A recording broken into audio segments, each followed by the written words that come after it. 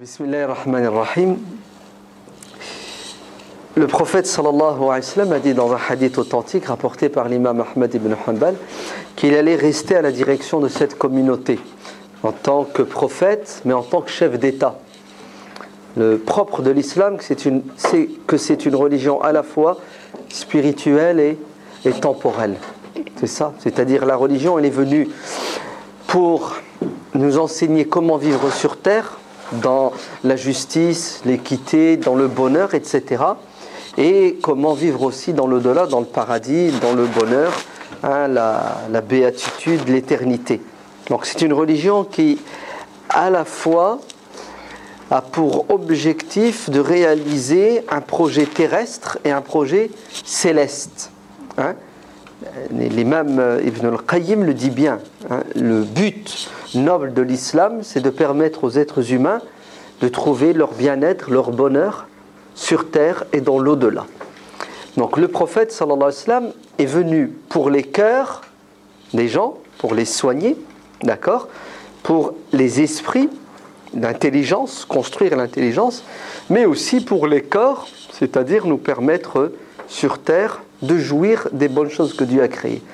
C'est pour ça qu'il était messager de Dieu, mais il était chef d'État, il était père, il était mari, c'était un être humain comme les autres, c'était aussi un chef militaire, c'était un juge. Il a joué tous les rôles pour qu'il nous serve d'exemple dans tous les domaines.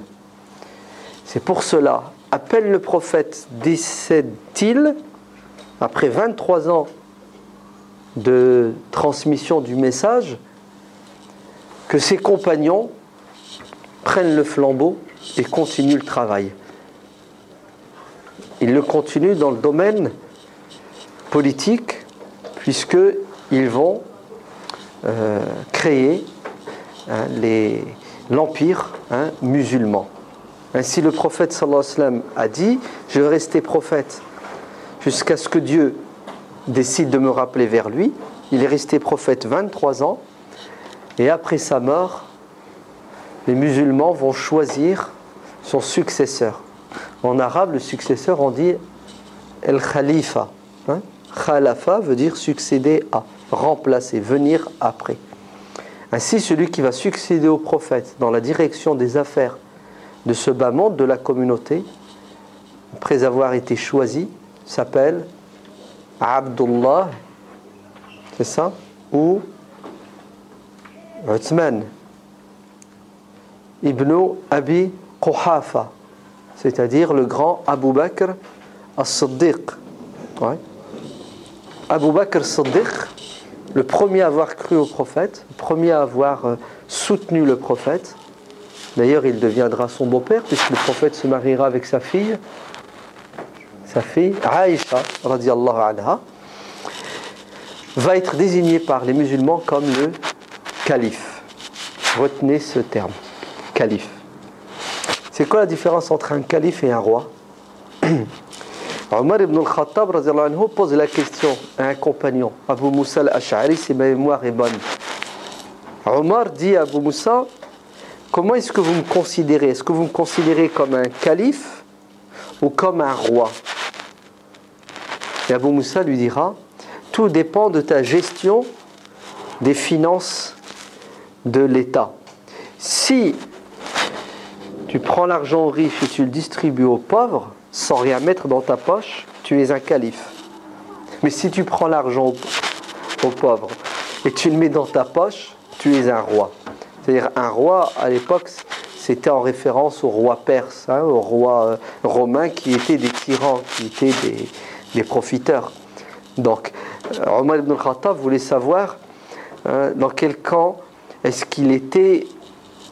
Il a sondé plus ou moins ce compagnon.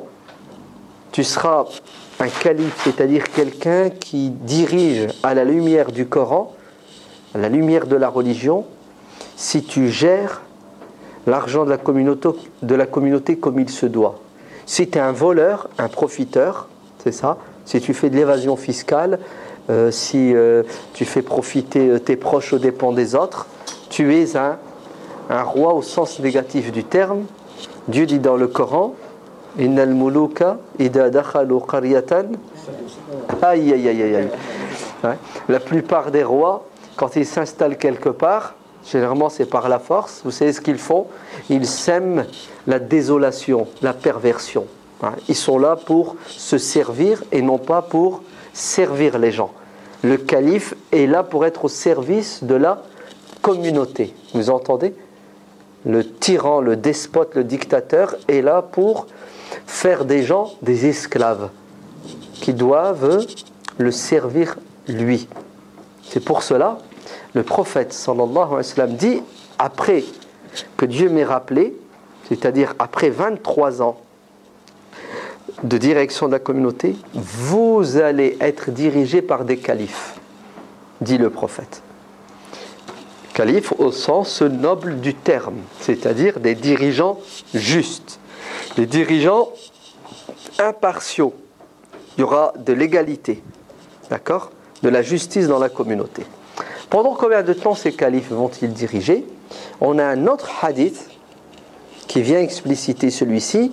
Le prophète sallallahu alayhi wa sallam dit El khilafatu ba'di salasoun. Après moi, vous serez dirigé par des califes pendant 30 ans. Ouais, pendant 30 ans. Et effectivement, c'est ce qui va se passer. Quand vous additionnez, alors, c'est pas moi qui vous fera l'histoire des califes, quand vous additionnez la période durant laquelle Abu Bakr a dirigé, Omar, Othman, Ali et vous obligé de rajouter un cinquième. Il s'appelle Al-Hassan, le fils de Ali ibn Abi Talib. Généralement, en résumé, on dit 4 califes. En fait, ils sont 5. Parce que Ali, le fils de... Pardon, Al-Hassan, le fils de Ali, va diriger pendant 6 mois. Bon, c'est pour ça qu'on l'oublie plus ou moins, parce qu'il n'a pas dirigé longtemps. Mais pendant 6 mois, c'était lui qui dirigeait la communauté. Il a essayé. Ça a été difficile pour lui. Et à la fin, qu'est-ce qu'il a fait? Il a démissionné. Il s'est retiré du pouvoir et il a transmis ses responsabilités à quelqu'un d'autre. Donc, 30 ans de quoi? De khilafa, de califat. C'est clair? Donc, la première période, 23 ans, le prophète, 30 ans de califat. Qu'est-ce qui s'est passé? C'est pas le sujet. Après le califat, dit le hadith, vous allez avoir des rois. Moulouk. Vous voyez, c'est plus des califes, des rois. Vous vous souvenez de la définition de Omar ibn Khattab, du moins du compagnon? C'est quoi la différence entre un calife et un roi? C'est une des différences, il y en a d'autres. Vous allez avoir des rois. Mais des rois qui n'ont pas que des qualités, qui ont des défauts aussi. L'un de leurs défauts, c'est qu'ils vont vous mordre. Quand quelqu'un vous mord, ça fait mal ou non? Ça fait mal. Des rois qui vont vous mordre, c'est-à-dire des rois qui vont commettre des injustices. Des rois qui, malheureusement, vont trahir, parfois, dans certains domaines, l'islam. L'islam qui interdit de mordre les innocents. Vous allez avoir des rois qui vont être parfois une calamité même pour la communauté. Pendant combien de temps ces rois vont diriger? Pendant des siècles. Alors regardez ce qui va se passer en l'année 41 de l'Hégire.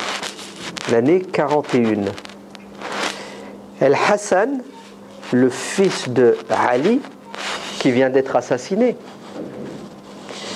va diriger pendant 6 mois, mais il a en face de lui quelqu'un qui a déjà combattu son père, qui s'appelle Muawiyah. Muawiyah, le fils de Abu Sufyan. Ça vous dit quelque chose, Abu Sufyan? À un moment donné, c'était lui qui dirigeait la Mecque, à l'époque du prophète sallallahu alayhi wa sallam. D'ailleurs, c'était un ennemi juré du prophète. Il va se convertir à l'islam en l'année 8 de l'Hégire, lors de la prise de la Mecque. Et Abu Sufyan va devenir un bon musulman. Son fils aussi va se convertir à l'islam. Il fera même partie des proches du prophète, des scribes. Muawiyah, écoutez bien, va prendre le pouvoir. Et il va prendre le pouvoir par la force. Ouais. Et le Hassan, qui est sage, il va mettre l'intérêt de la communauté en avant et il va démissionner. Il va laisser le pouvoir à Muawiyah. Parce que les musulmans se sont entre-déchirés, entre-disputés pour des raisons politiques, pour des raisons de pouvoir. En sachant que Ali ibn Abi Talib, c'était lui le vrai calife, c'était lui qui dirigeait la communauté, mais d'autres vont s'opposer et ils vont utiliser la violence, ce qui est désolant. Les musulmans n'ont pas su à ce moment-là régler leurs problèmes à travers la discussion, à travers le dialogue. Ou tout simplement, pour dire la vérité, ils n'avaient pas atteint la maturité politique que nous avons aujourd'hui, par exemple en France. Ouais. En France, quand on n'est pas d'accord, qu'est-ce qu'on fait? On vote. Et une fois qu'on a voté, la majorité dirige et la minorité se soumet. Et si elle n'est pas contente, la minorité, et c'est vrai qu'elle ne l'est pas, elle attend la prochaine échéance. Et qu'elle travaille le peuple pour le convaincre qu'elle a raison et le peuple choisira la minorité. Malheureusement, encore aujourd'hui dans les pays musulmans, ils n'ont pas cette éducation politique de dialogue, d'échange, et ensuite on tranche à travers le vote. D'ailleurs, les pays musulmans, la plupart sont dirigés par qui? Par des rois, des pseudo-présidents élus à 99,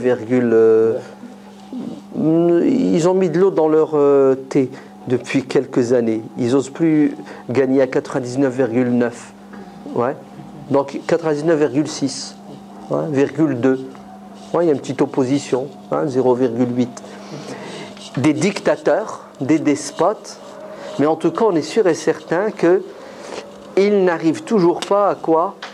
À sortir de cette mentalité, on va lui donner un nom, satanique. C'est-à-dire, tu penses avoir raison et tout le monde a tort, donc ta raison, tu vas l'imposer aux autres, et s'ils n'en veulent pas, tu vas les forcer, et s'ils ne veulent pas l'avaler, tu vas les éliminer. Et c'est ce que les musulmans vont faire à plusieurs reprises. Que dis-je? C'est ce qu'ils font encore aujourd'hui, non? Regardez, un pays où vous avez eu un vent de liberté, de démocratie qui s'appelle l'Égypte, le peuple a choisi, ça a à peine duré 1 an, coup d'État, et maintenant on impose par la force, par le feu, par le sang, un tyran, un despote, un dictateur, et si jamais vous n'êtes pas content, vous n'êtes pas d'accord, on vous élimine, on vous tue. C'est la réalité amère dans les pays musulmans, et elle ne date pas d'aujourd'hui. C'est un héritage culturel, politique, amer, horrible. D'ailleurs, pour être juste, c'était comme ça aussi chez nous en France, juste après la Révolution. Pourquoi vous croyez que la Révolution elle s'est faite une révolution rose, c'est ça? Orange? Non, la Révolution s'est faite dans le feu et le sang, et après ça a continué dans le feu et le sang. Il faut attendre à peu près 150 ans pour que ça se tasse, que ça se calme et qu'on accepte le processus électoral. Les musulmans, dans leur grande majorité, n'ont pas encore assimilé, adopté ce processus. Muawiyah va prendre le pouvoir. El Hassan se retire et c'est courageux de sa part, c'est beau. Et d'ailleurs, vous allez avoir du mal à trouver dans l'histoire de l'islam des dirigeants qui démissionnent. Généralement, quand il y en a un qui est au pouvoir, il reste au pouvoir jusqu'à la mort. La seule personne qui est capable de lui retirer le pouvoir, c'est l'ange de la mort. Ou un coup d'État, c'est-à-dire un tyran qui se fait renverser par un autre tyran. Mais le Hassan, de son propre chef, qu'est-ce qu'il fait? Il se retire et il remet la responsabilité à qui? À quelqu'un d'autre. Il dit, garde-la, à toi d'assumer. D'ailleurs, la responsabilité, c'est quoi? Diriger, c'est quoi? C'est une lourde responsabilité. Celui qui court après alors qu'il n'est pas capable d'assumer, il n'est pas compétent, regrettera sur terre et dans l'au-delà. Ouais. Le prophète sallallahu alayhi wa sallam dit, la responsabilité est un fardeau. Ouais. Et le jour de la résurrection, pour beaucoup de gens qui n'ont pas su l'assumer, ce sera une honte et une opprobre. Khizyun wa nadama, un regret, tu vas te mordre les doigts. Donc, la responsabilité, il faut la prendre à condition d'être à la hauteur, de se sentir capable. Ou, vous savez, la meilleure des choses, c'est quoi? C'est d'attendre et on vous la remet et vous l'acceptez à contre-cœur, ouais, et vous faites aider par le maximum de personnes en distribuant, en répartissant les postes, parce qu'un homme tout seul, il a beau être le plus intelligent des intelligents, il ne peut pas régler les problèmes de l'humanité. Déjà, on a du mal avec une femme et des enfants, c'est ça, quand on est responsable. Nous, par exemple, les hommes, et une femme skina, s'occuper de son mari, de ses enfants et de sa maison, c'est dur. Alors, qu'est-ce que vous pensez de s'occuper de millions de familles? C'est 100 fois plus dur. C'est pour cela, le prophète sallallahu alayhi wa sallam a dit, lorsque Dieu veut du bien d'un chef, il lui donne un entourage qui est à la hauteur pour l'aider. Bitanatun saliha, c'est-à-dire des ministres, des conseillers. Et lorsque Dieu veut du mal d'un dirigeant, parce qu'il est mauvais, qu'est-ce qu'il a autour de lui? Des voyous, de la racaille, ouais, des gens malhonnêtes qui l'aident à détruire le pays. Donc, en l'année 41 de l'Hégire, on passe d'un régime qui s'appelle le califat à un régime qui s'appelle la royauté. Appelez-la tout simplement la monarchie. Et une monarchie héréditaire. Désormais, à partir de maintenant, vous savez ce qui va se passer dans le monde musulman? Le pouvoir va se transmettre de père en fils, ou de frère à frère, ou à la rigueur d'un cousin à un cousin. Mais ça reste toujours dans la famille. C'est pas sera au pouvoir le plus compétent, le plus pieux. Non, non, non, non. Le pouvoir sera remis à qui? À celui qui plaît aux despotes, aux dirigeants. Et c'est à ce moment que naît une dynastie qu'on appelle les Omeyyades. Ouais, en français, on dit Omeyyades. D'accord? Alors, en arabe, on dit Amawiyoun. Amawiyoun. Alors, pourquoi est-ce qu'on les appelle Omeyyades?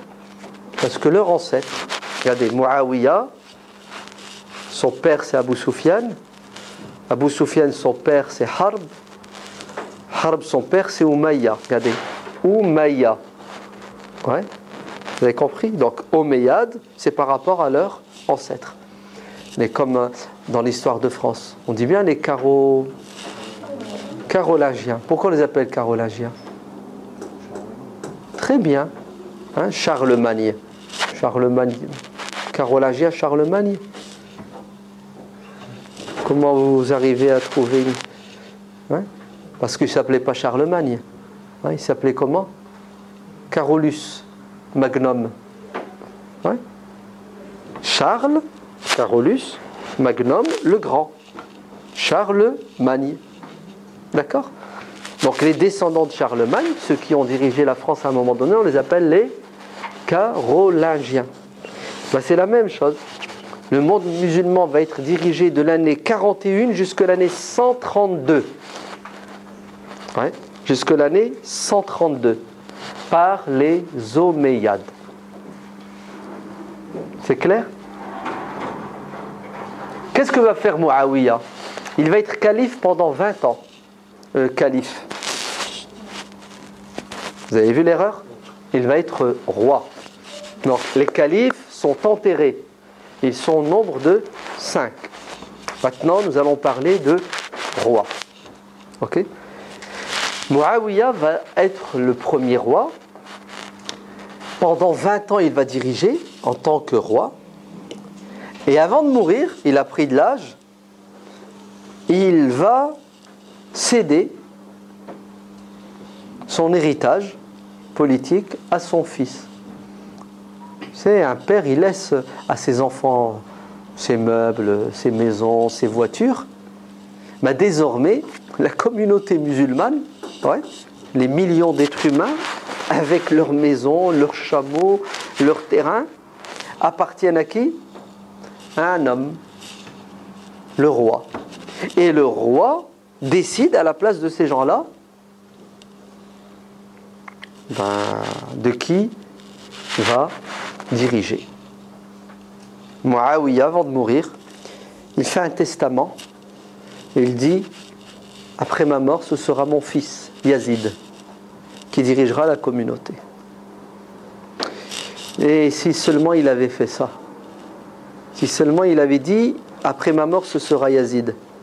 Parce qu'entre nous, une fois qu'il meurt, on ne suit pas son testament, on fait ce qu'on veut. Non, vous savez ce que va faire Muawiyah? Il va faire quelque chose qui est vraiment contraire au béaba des règles politiques en islam. Muawiyah va demander aux musulmans de son vivant de reconnaître Yazid comme roi. C'est pas qu'il va leur demander et puis il va les laisser choisir. Oui, on est d'accord, on n'est pas d'accord. Non, non, non, vous n'avez pas le choix. Vous allez prêter serment, ça s'appelle el-bay'a en arabe. C'est-à-dire vous allez vous engager. Et vous engagez d'abord devant Dieu. Parce qu'on a des hadiths où le prophète sallallahu alayhi wa sallam dit: celui qui prête serment, on choisit un président. Et le lendemain, tu reviens sur ton choix et tu te rebelles. Vous savez ce que ça veut dire ça en islam? Ça s'appelle de la trahison. Mais tu trahis d'abord ta religion. Tu n'as pas le droit en islam de faire cela. Tu as donné ta parole, tu t'es engagé, tu reconnais cette personne comme chef, tu lui as prêté serment, et entre toi et lui un contrat.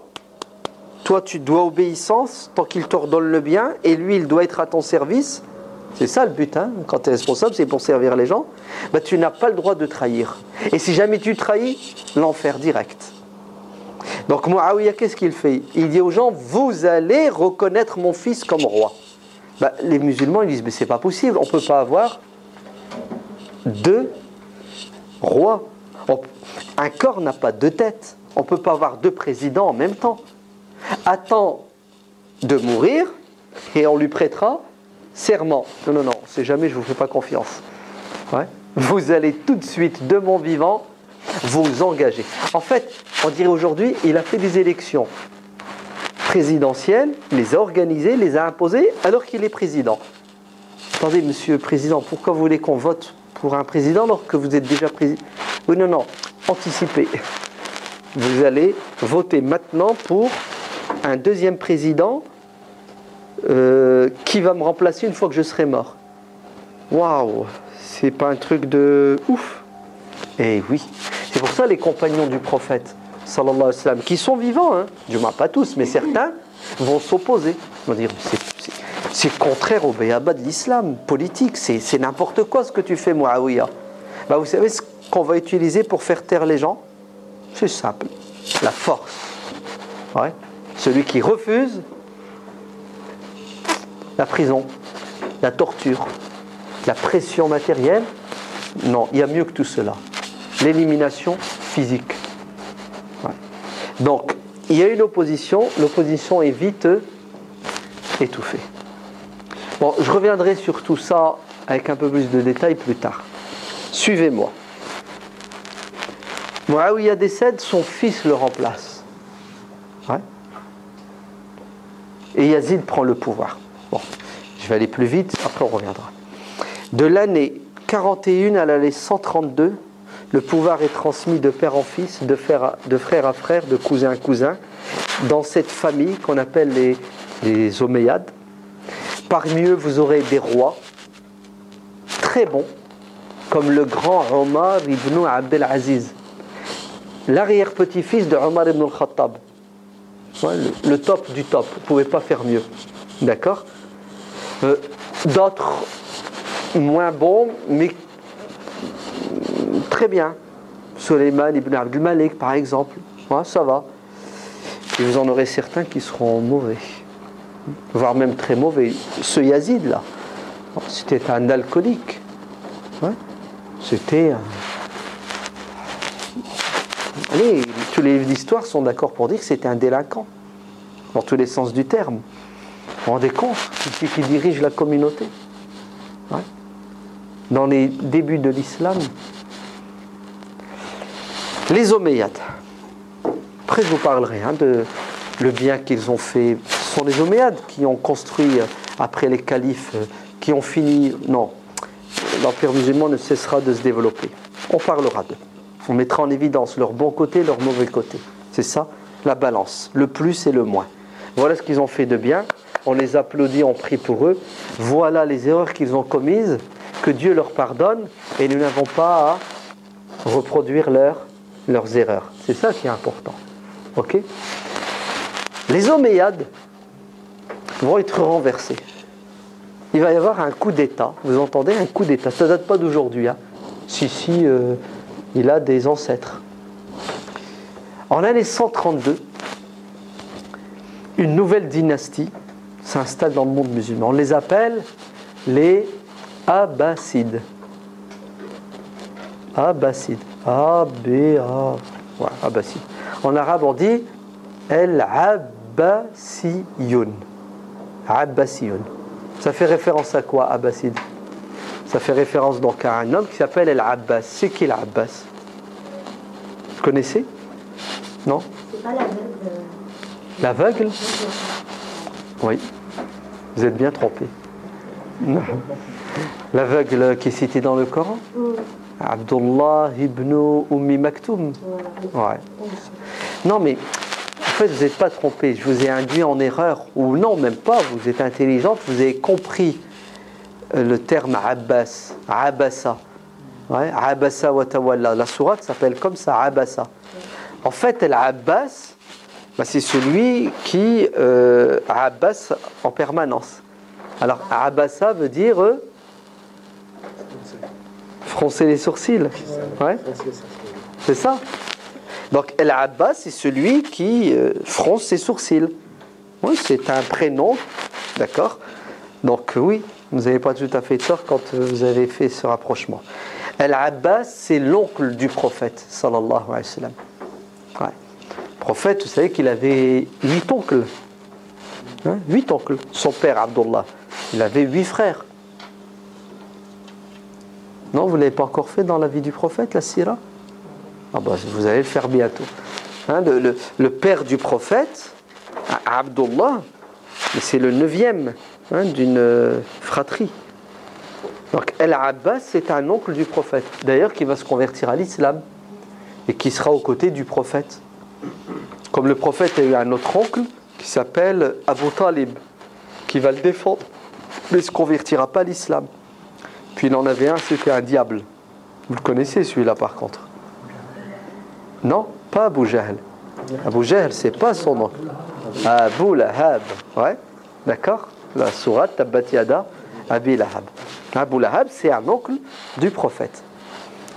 Donc, quand on dit les Abbassides, c'est parce que ceux qui vont faire le coup d'État et le premier calife qui va diriger, quand vous faites son arbre généalogique, c'est un tel, le fils d'un tel, le fils de Abdullah ibn Abbas.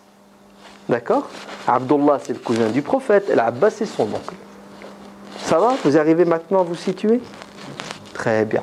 Et d'ailleurs, les Abbassides, pourquoi est-ce qu'ils ont fait un coup d'État? Parce qu'ils considéraient les Omeyyades comme injustes, ils trahissent l'islam, et en plus, nous sommes les descendants du prophète.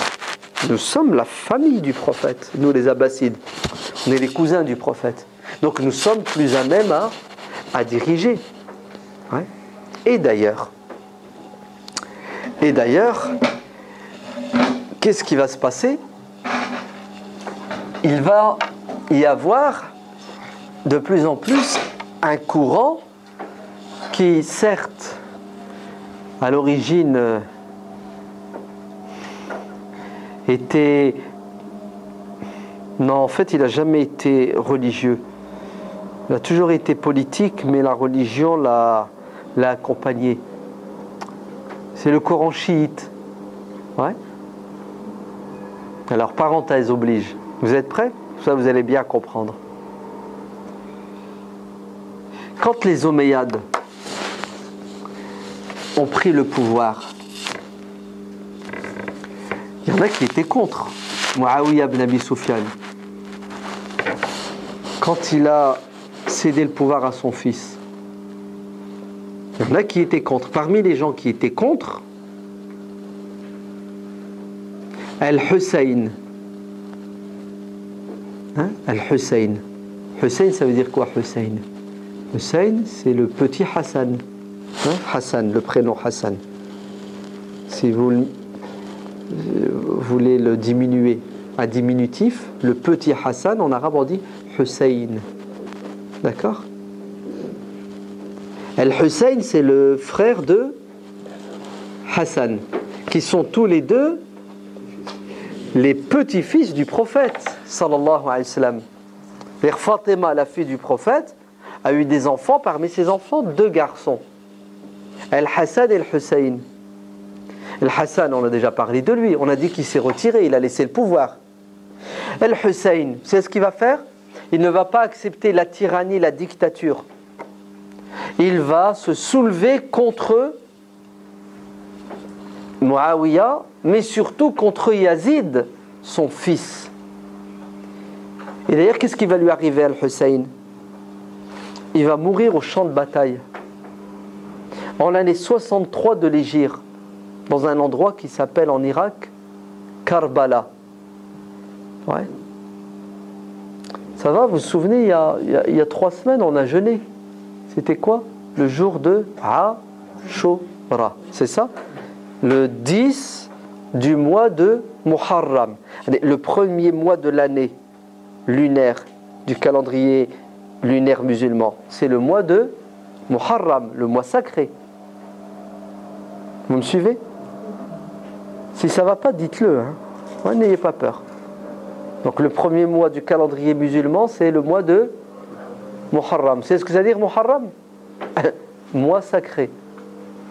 Et pendant les 4 mois sacrés du calendrier lunaire musulman, sur 12 mois, il y en a 4, ils sont sacrés. Ils ont un statut spécial. Tu n'as pas le droit de faire la guerre. Vous entendez, hein? Le petit-fils du prophète, Al-Hussein, va être assassiné, tué, pendant quel mois? Le premier mois de l'année du calendrier musulman, qui est un mois sacré. Vous avez vu les rois, les tyrans, les despotes, ils ne respectent, ils s'assoient sur tous les enseignements religieux. Ouais. Ils vont même utiliser la religion pour renforcer leur pouvoir. Vous comprenez? Écoutez, le Hussein, il est tué alors qu'il avait raison de s'opposer à la tyrannie. Lui, le Hussein, il voulait un régime, allez, on va dire le mot, même si ça ne plaît pas certains, tant pis, démocratique. C'est-à-dire, le peuple doit choisir son dirigeant. Et le dirigeant doit avoir des qualités.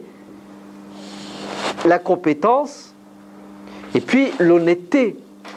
On ne met pas n'importe qui pour diriger. C'est pas n'importe qui doit faire imam, non? Hein, dans la prière. De même, diriger la communauté, c'est pas n'importe qui. Vous accepteriez de prier derrière un imam? Vous savez que c'est un alcoolique? Vous savez que c'est un pédophile? Vous accepteriez? Non, vous allez dire, bah, attendez, retirez-le. Ben, c'est la même chose. Vous savez, celui qui dirige au niveau politique, si c'est un alcoolique, un pédophile, tout ce que vous voulez, il ne doit pas diriger. Vous savez pourquoi il ne doit pas diriger? Parce que chez nous, musulmans, écoutez bien, celui qui dirige la prière fait un acte religieux. Celui qui est censé pratiquer la justice fait un acte religieux, car la justice est un acte religieux comme la prière. Vous entendez? L'injustice est un péché comme boire de l'alcool. C'est exactement la même chose. Mais les musulmans d'aujourd'hui sont choqués quand un imam alcoolique dirige la prière, si ça existe, admettons, et un tyran, despote, dictateur qui dirige la communauté, ça ne les choque pas. Pire, vous savez quoi? Vous avez même des musulmans qui disent « Oh non, non, non, non, non. Si c'est un alcoolique pédophile qui dirige la communauté, nous devons lui obéir tant qu'il nous laisse faire la prière. » Vous avez compris? On doit lui obéir, on ne doit pas se révolter tant qu'il nous laisse faire la prière. Mais le dictateur, il va vous empêcher de faire la prière? Non. Vous savez ce qu'il va faire? Il va vous aider à faire la prière. Il va vous construire autant de mosquées que vous voulez. Vous voulez quoi pour faire la prière? Des tapis? Vous voulez des imams? Tenez. Parce qu'il sait très bien que vous n'allez jamais vous révolter contre lui, puisque votre religion, d'après lui, et d'après certains musulmans et certains savants musulmans, votre religion vous enseigne que vous devez quoi? Vous devez obéir à celui qui dirige, fût-il le plus pourri, à condition qu'il vous laisse faire la prière. C'est le top, mais ou non? C'est-à-dire, pour le dictateur, il ne pouvait pas trouver mieux que ça. C'est-à-dire, il va commettre l'injustice au nom de quoi? Au nom de la religion, puisque, pourquoi tu te soulèves? Pourquoi tu me critiques? Ta religion, elle a dit, vous faites la prière, je vous laisse faire la prière, donc tu me laisses faire ce que je veux. C'est terrible ou c'est pas terrible? Bah écoutez, il y a des musulmans qui ont compris l'arnaque. Vous savez ce qu'ils vont faire? Ils vont se soulever. Ces musulmans-là vont être réprimés. Le dictateur va utiliser la force. Bon, eux aussi, il faut dire la vérité, ils ont compris qu'il ne laissera pas sa place. Donc il faut l'aider à tomber par terre quand même, ce dictateur. Et ça va être un bras de fer, vous entendez? En permanence entre qui et qui? Entre ceux qui dirigent, qui ne sont pas toujours justes, et une partie du peuple qui rêve de justice et de démocratie. C'est ce que ça veut dire la démocratie. La démocratie, ça veut dire le peuple choisit ses dirigeants. La dictature, c'est le contraire. Un mec impose au peuple sa personne. Parce qu'il y a des musulmans qui disent « Oh non, la démocratie, c'est du kufr. » C'est ça? C'est de la mécréance, c'est du shirk, c'est du polythéisme. Parce qu'en islam, le pouvoir appartient à qui?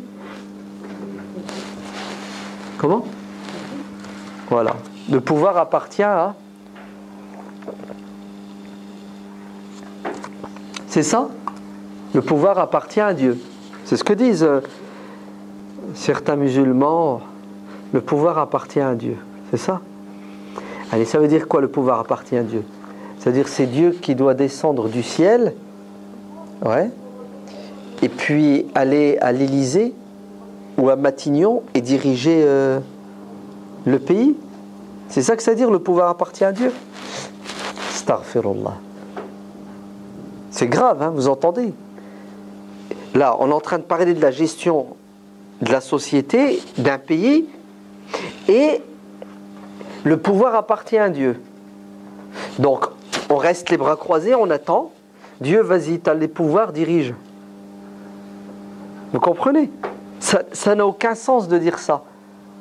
C'est évident que Dieu est tout-puissant, c'est évident que Dieu gère le monde. On le sait. Dire le contraire, ça serait de la mécréance. Mais vous savez, les êtres humains sur Terre, ils doivent s'auto-gérer. C'est pas Dieu qui va gérer à leur place. N'est-ce pas? Ils font comment pour gérer leurs affaires? C'est comment ils font? Ils ont deux solutions. Soit un dictateur qui a les pleins pouvoirs, et là c'est plus Dieu, qui a le pouvoir, c'est un dictateur, et à ce moment-là, il fait les lois qu'il veut et il impose les lois qu'il veut, c'est ça? Ou soit le peuple choisit des gens qu'il met au pouvoir et qui devront appliquer la loi de Dieu. Vous avez vu la différence? Et si nous choisissons des dirigeants qui vont appliquer la loi de Dieu, qui est la justice, là vous pouvez dire que c'est Dieu qui dirige, via des personnes que nous avons choisies. Vous allez me dire, oui mais le dictateur, lui aussi va appliquer la loi de Dieu. Oh là là, j'étouffe. Un dictateur qui applique la loi de Dieu. Déjà il est dictateur, il ne peut pas appliquer la loi de Dieu.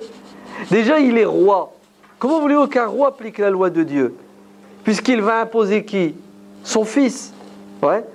C'est-à-dire il ne respecte même pas la volonté du peuple. Alors vous savez ce qui va se passer? Écoutez bien. Durant le califat oh là là, quelle erreur. Durant la royauté des Omeyyades, il va y avoir des révolutions en permanence. Et parmi ceux qui se révoltent, les descendants de la famille du prophète sallallahu alayhi wa sallam. Vous savez comment on dit en arabe les partisans d'eux? Ceux qui tiennent avec, en arabe, le terme arabe. Écoutez bien, Shia. Par exemple, si je me présente aux élections, vous me soutenez. Ouais. Vous êtes mes partisans, c'est ça? Regardez comment je vais vous appeler. Vous êtes Shi'ati, c'est-à-dire vous êtes mes partisans. Vous comprenez d'où vient le mot chiite maintenant? Le terme chiite. Le terme chiite signifie ceux qui, les partisans de. De qui? Les partisans de Al-Hussein. Le fils d'Al-Hussein. Les descendants d'Al-Hussein. Qui ont toujours aspiré à diriger la communauté. Vous entendez? Les descendants d'Al-Hussein ont toujours eu l'intention de diriger la communauté. Pourquoi?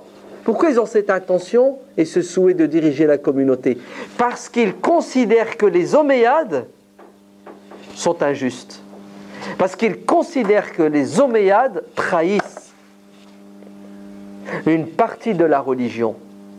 Donc, on va les appeler les opposants. Ils sont dans l'opposition. Vous me suivez?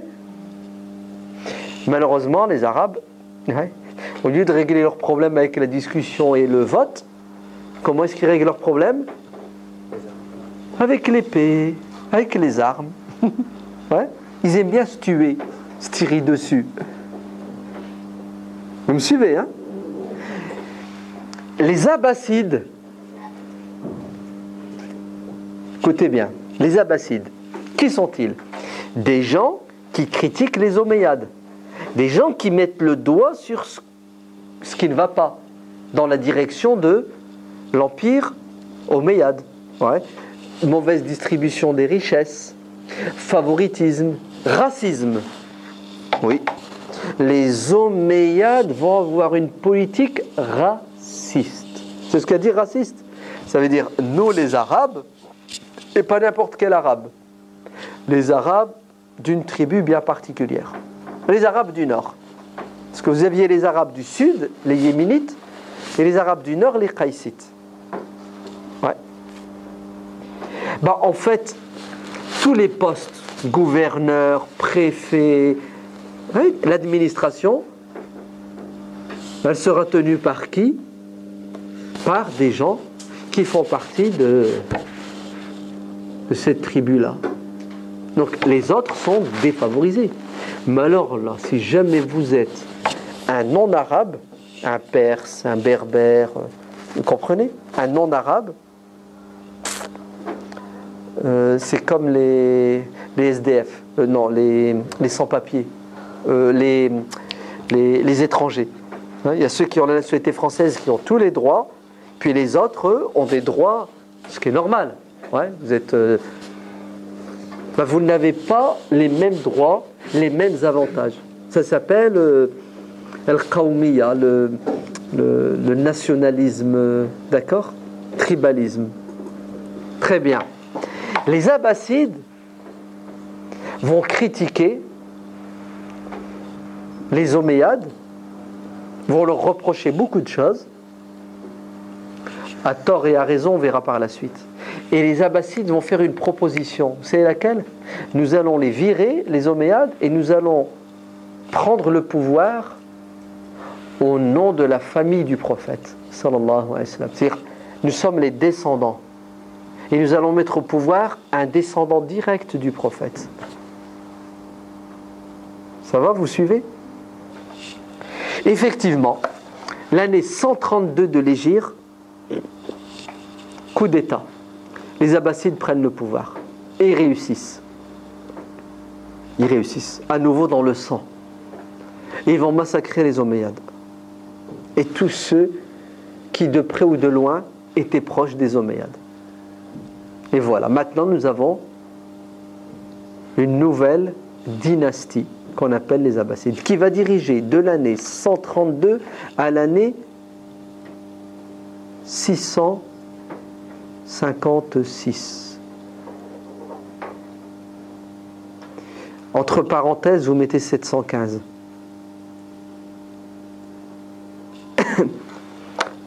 Pourquoi 656? En l'année 656,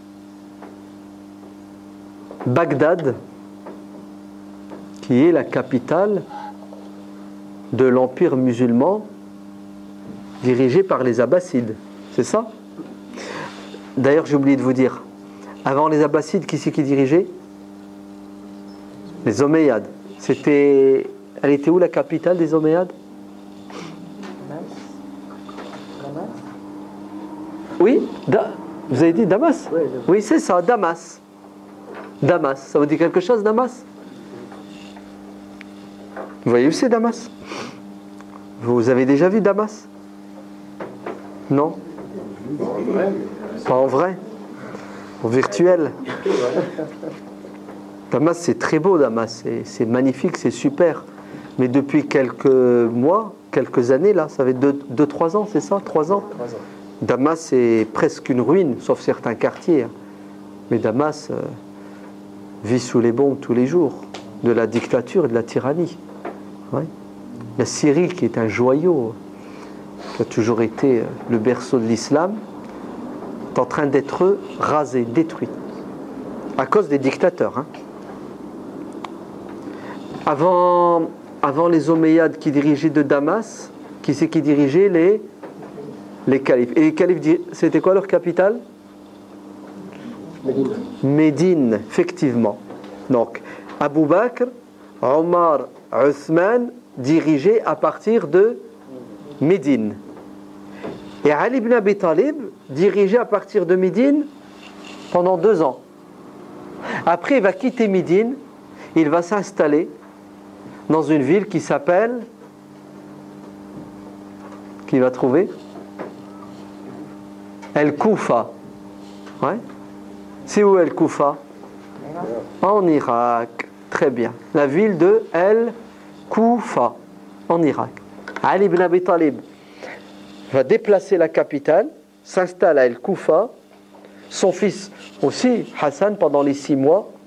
Et après, Damas. Donc vous me suivez? Médine, El-Koufa, Damas, Bagdad. 656.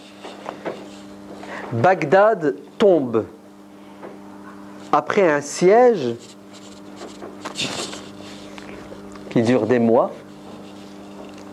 Non, Bagdad est détruite, Bagdad.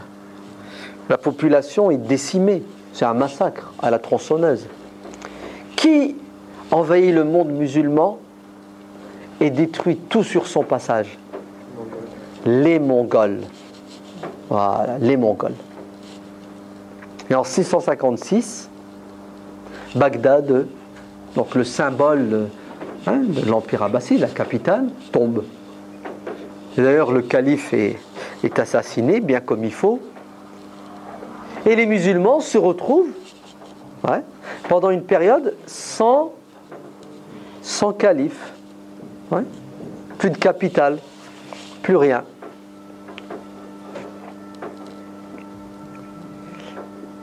Les Mongols vont être arrêtés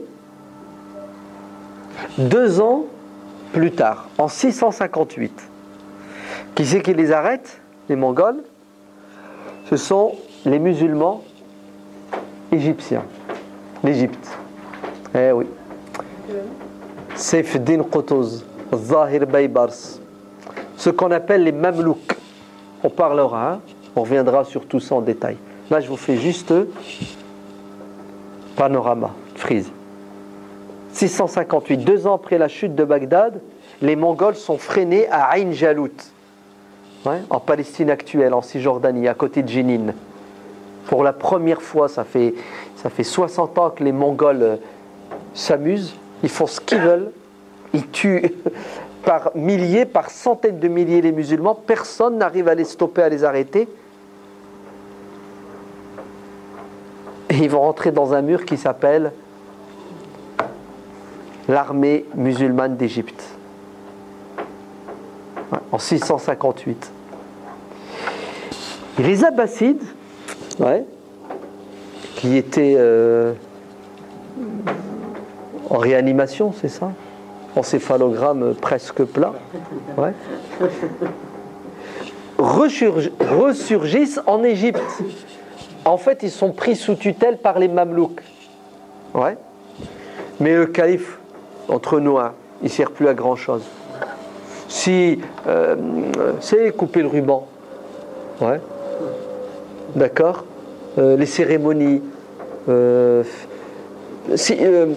faire des invocations le vendredi pour le calife, c'est une tradition. Puis le mec, c'est une marionnette, on est d'accord? Et là, vous savez ce qui va se passer en l'année 715 de l'Hégire? Les Abbassides meurent, disparaissent et sont remplacés cette fois par une autre dynastie qu'on appelle les Ottomans, Al-Uthmaniyun. Ça va, les Ottomans, ça vous dit quelque chose? Oui, très bien, les Turcs. Les Ottomans. C'est pourquoi on dit Ottoman. Ottoman, Uthman. Othman, Uthman. Parce que le père fondateur, Uthman ibn Ortogol. Uthman, le fils de Ortogol. C'est de là que vient l'appellation Ottoman. Les Ottomans vont diriger la majeure partie du monde musulman. À partir d'où maintenant la capitale? Ça sera Istanbul. Istanbul. Istanbul. Istanbul. Vous voyez aussi Istanbul? Oui, c'est ça. Istanbul s'appelait Constantinople, la ville de Constantin, l'empereur Constantin. C'était la capitale de l'empire byzantin. Et Constantinople se trouve à cheval sur 2 continents, le continent européen et le continent asiatique, l'actuelle Turquie. C'est ça? L'Anatolie et l'autre côté, l'ouest, l'Europe. Et les Ottomans vont diriger, n'est-ce pas? Jusque quand? Jusque 1924. D'accord? 1924. 1924. Après la Deuxième Guerre mondiale. Deuxième Guerre mondiale, c'est 14-18. Pardon, la Première Guerre mondiale. La Première Guerre mondiale, 1914-1918. 6 ans plus tard, 1924, la tête tombe. Vous avez déjà vu un corps? En haut, il y a quoi? Il y a une tête. Qui c'est qui dirige le corps? C'est la tête. Ouais. Il n'y a pas de tête, il n'y a pas de... Ben écoutez, les musulmans vont perdre la tête. Tout simplement. Vous vous souvenez le hadith du début? Si on est à 3, on voyage, il nous faut un chef. Là, on est des centaines de millions et les musulmans n'ont plus de tête. Non, astaghfirullah. Ils vont voir, au lieu d'avoir une tête, ils vont en avoir des dizaines de têtes. Alors imaginez-vous un corps avec 35 têtes. Aujourd'hui, ils sont 50 têtes à peu près. Ouais. Un corps, il y a 50 têtes. Quand il y en a un qui dit blanc, la tête d'à côté, elle dit noir, celle d'à côté, elle dit rouge, vert, jaune. Vous imaginez? Le Coran nous donne l'exemple, il nous dit, imaginez-vous un esclave qui a 2 mètres. Un esclave, il y a 2 mètres. Non. On va parler langage, notre langage à nous, là, 2013. Ouais. Imaginez-vous un enfant de 6 ans qui a 2 pères. C'est pas dur à s'imaginer, hein, avec le mariage pour tous. Non, avec l'adoption, comment ça s'appelle ouais. Ouais, l'adoption, c'est ça le... Ouais. Ouais. Donc imaginez-vous le gosse, il se réveille un matin, puis il y a 2 papas. Donc 2 papas, il y en a un qui lui dit debout, l'autre il lui dit assis. Il fait quoi le gosse? Il devient fou, oui ou non? On ne peut pas avoir 2 patrons, on ne peut pas avoir 2 chefs. Dieu dit dans le Coran, s'il y avait 2 dieux dans l'univers. Ouais, s'il y avait 2 dieux. Vous savez ce qui arriverait dans cet univers? Le désordre, le boxon. Parce qu'il y a un Dieu qui va dire au soleil de briller, et l'autre il va dire au nuage de... Allez, vous entendez, c'est contre les 2 volontés, à un moment donné, elles s'opposent. Ben écoutez, le monde musulman, au lieu d'avoir une direction, va être découpé en morceaux et il va être dirigé, chaque morceau, par un chef. Et subhanallah, l'histoire se répète. Vous entendez? L'histoire se répète. C'est ce qui est arrivé aux musulmans en Espagne. À un moment donné, les musulmans en Espagne, ils étaient unis. Il y avait un chef, les Omeyyades d'ailleurs. Et après, ils vont se diviser. Dans l'année 401 de l'Hégire. Ils vont se diviser, vous entendez? Et la petite péninsule ibérique, vous allez avoir 23 ou 21, non 23 chefs. 23 régions, comme nous en France. C'est les régions. Chaque région a à sa tête non, un calife. Le mec il dit je suis calife. Calife. Alors imaginez-vous, hein, un pays comme la France, 23 présidents. Chaque président, il a des ambitions personnelles. Vous savez ce qu'ils ont fait? Ils se sont entre eux déchirés. Ben, c'est ce qui va arriver à qui? Aux musulmans. L'Empire ottoman disparaît. On expliquera plus tard comment il a disparu. Les musulmans sont 100 fois plus divisés. Et maintenant, regardez. Je reviens en arrière. Hein. Je vous rafraîchis la mémoire. Vous êtes prêts?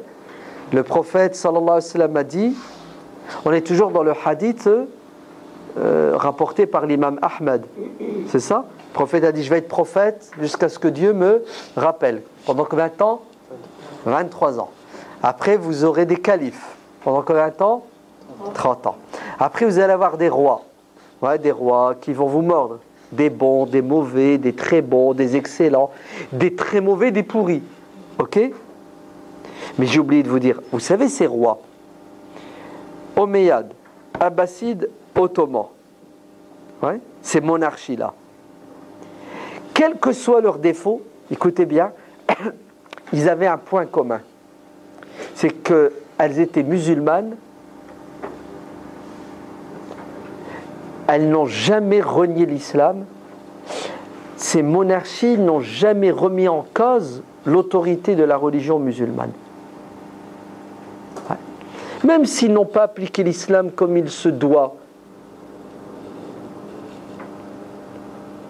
sachez qu'ils n'étaient pas ennemis hostiles de l'islam. Il faut attendre 1924, avec la disparition de ces rois, pour que maintenant les musulmans soient dirigés par... Donc, regardez la suite du hadith. Après ces rois, vous allez avoir... Donc, on est dans quelle phase? Prophète, calife, roi, la 4e phase. Vous allez avoir... C'est puissant, c'est magnifique, c'est super. Vous allez avoir des despotes, des tyrans. Hukman jabriyan. Eh oui. Jabbaroun. Des tyrans, des despotes, des dictateurs, des pharaons. Vous avez vu la différence avec les rois? Les rois là, de tout à l'heure, là, Abbasides, Omeyyades et Ottomans. C'est vrai que parmi eux, il y avait des gens très injustes. Mais ils n'ont jamais remis en question l'autorité de l'islam. Maintenant, ces despotes, ces tyrans, qui sont, pour beaucoup d'entre eux, injustes, qui transmettent le pouvoir à leurs enfants, à leurs frères, ouais, qui écrasent toute contestation populaire dans le sang. Vous savez, qu'est-ce qu'ils ont de particulier? C'est qu'ils ne reconnaissent pas l'islam. C'est qu'ils sont hostiles à l'islam. En fait, vous savez qu'est-ce qu'ils vont devenir? Qu'est-ce qu'ils sont, ces tyrans? Des laïcs. Eh oui. C'est-à-dire, moi maintenant qui dirige cette portion de l'empire musulman, on l'appelle un pays, hein, c'est ça? Moi là qui dirige. Je ne vais plus diriger au nom du Coran. L'islam ne sera plus la référence. Si dans la Constitution on va l'écrire, la loi musulmane est la source principale, mais en vérité, ouais. Vous savez au nom de quoi je dirige maintenant? Ben, au nom du communisme, au nom du socialisme, au nom de... Vous l'appelez comme vous voulez, vous rajoutez isme à la fin quand même. Ce qui compte, c'est que votre islam, là, vous allez le ranger au placard. Il n'a plus à se mêler des affaires économiques, des affaires politiques. Votre islam, c'est pour la mosquée, la prière, le ramadan. Bon, allez, je vais être gentil avec vous. Le mariage, le divorce, l'héritage. C'est tout. Le reste, je fais ce que je veux. Au nom de quoi? De l'idéologie qui me plaît. Un coup, le mec, il sera athée, communiste, maoïste, c'est ça? Maoïste, nationaliste, panarabiste. Bref, non, mieux. Vous savez qu'est-ce qu'il est capable de faire? Il est capable d'afficher l'islam et de trahir l'islam. Ouais. Ben, c'est ce qui gère et dirige le monde musulman en majorité aujourd'hui. Des tyrans, despotes, hostiles à l'islam, compris de manière globale. Très bien. L'histoire se termine ici? Non. La fin du monde, c'est pas pour maintenant. Hein. Vous avez encore le temps. 5e étape. Et la dernière, dans le hadith. Hein. Vous êtes prêts? Je vous rafraîchis la mémoire ou ça va? C'est bon? Interro surprise? Ouais. La prophétie, le califat, les rois, les despotes. 5e étape, le califat. Eh oui, le prophète sallallahu alayhi wa sallam dit, après cette période, ouais, de despotisme non éclairé, vous allez avoir des califes à nouveau.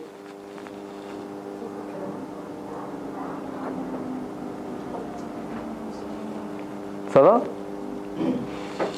On dirait, je ne suis pas devin,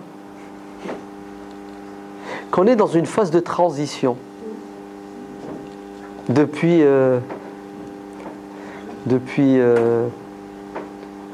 quand? Depuis novembre 2010. C'est quand qu'en Tunisie, Bouazizi s'est immolé en place publique et le peuple tunisien s'est soulevé contre eux? Contre qui? Non, contre le tyran. Ouais, comme ça qu'il faut l'appeler. Le tyran Ben Ali. C'est ça, le despote, le dictateur, athée, laïcard, islamophobe. Vous entendez?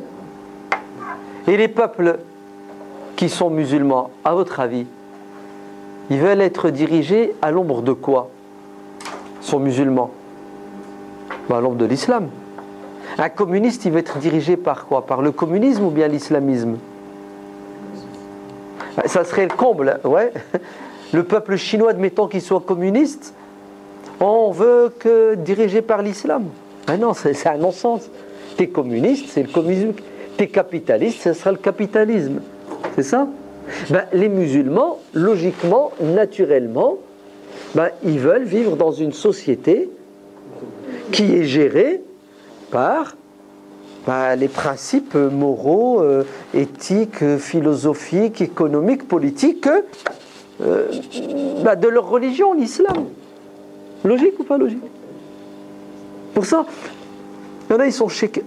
Ah, attention, les islamistes dans les pays musulmans veulent revenir. Alors ils appellent ça la charia. Ouais. Et pourquoi? Ils sont musulmans, vous voulez qu'ils aillent dans quoi? Le satanisme. Hein? C'est terrible quand même. Hein? C'est une reproche qui leur est faite. Ouais, les islamistes sont dangereux parce qu'ils veulent que la société égyptienne soit dirigée par le Coran. Bah oui. Et vous voulez que ça soit dirigé par quoi? Hein? L'Ancien Testament, le Nouveau, le livre vert de Kadhafi, le livre rouge de Mao Tse-tung, ou par quoi vous voulez que les musulmans? C'est incroyable, subhanallah. Et entre nous, vive la démocratie. Laissez-les choisir. Ouais. De quoi? Même pas. Laisse la démocratie. De quoi tu te mêles? Ils sont vaccinés majeurs, ils font ce qu'ils veulent. Non?